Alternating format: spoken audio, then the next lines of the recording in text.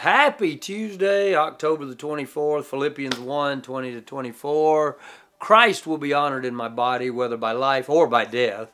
For to me, to live is Christ and to die is gain. If I am to live in the flesh, that means fruitful labor for me, yet which I shall choose I cannot tell. I am hard pressed between the two. Is Christ honored in our body? My body? That's the question that I think really needs to be asked and answered in this text.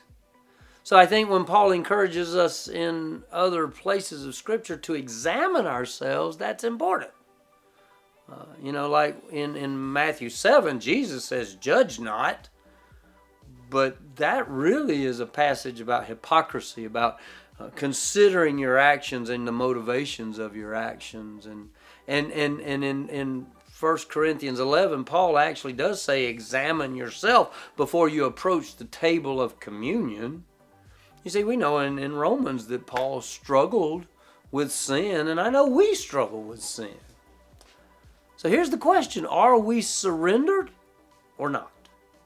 Now, Paul is saying in these verses that he is surrendered. I mean, he almost died. He was shipwrecked. He was beaten. He was snake bit. Rotting in jail.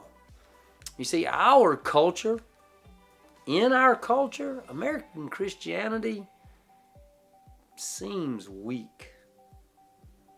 Or is it?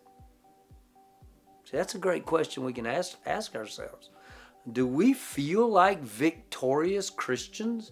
Do we feel and live our lives in such a way that we feel like we can overcome whatever comes against us?